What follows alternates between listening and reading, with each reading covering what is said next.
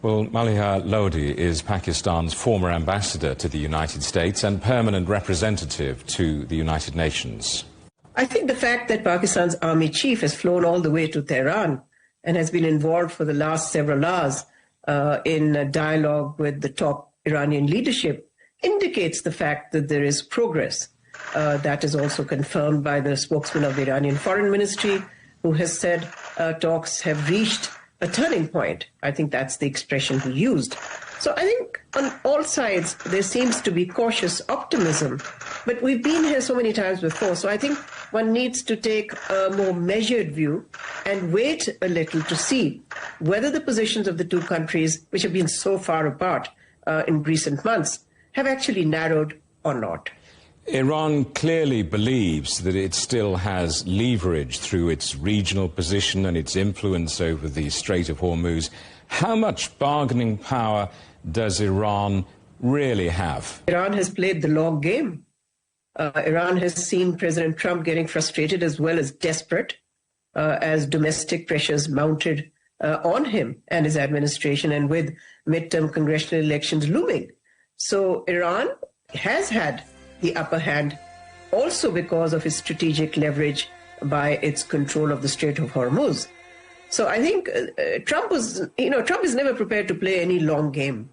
So therefore, I think the Iranians read him correctly and have waited it out and come to a point where Trump clearly wants a deal, doesn't want to go back to a war or renewal of military hostilities. So that's where we are right now. As an international affairs expert, I must put it to you that President Trump alternates, doesn't he, between threats of military escalation and support for diplomacy then. I mean, does that create leverage or simply, I guess, the power of uncertainty? I think uncertainty more than leverage, because it also sends mixed signals. And if you're trying to build some degree of confidence, because obviously you need some trust as you negotiate, even if you're negotiating with your enemy, that approach doesn't help. But I think President Trump seems to think that it does. It builds pressure from his point of view. But he should have seen by now that all the negative things, all the threats and ultimatums he's issued, has not forced the Iranians to surrender.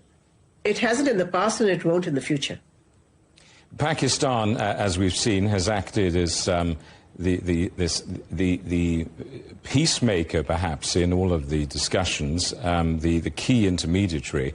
Why is that? Why has Pakistan come into prominence? Why has Islamabad become acceptable to both Washington and Tehran? Well, one, because it has very good relations with both capitals, Washington as well as Tehran. Both parties have faith in Pakistan's neutrality. Also, Pakistan has very high stakes because it has a great deal to lose if the war continues. The war is on Pakistan's doorsteps. Iran is a neighbor. Also, Pakistan's economy will be very badly affected if there's a prolonged conflict, for obvious reasons. The price of oil will go up, oil supplies as well as LNG supplies will be affected.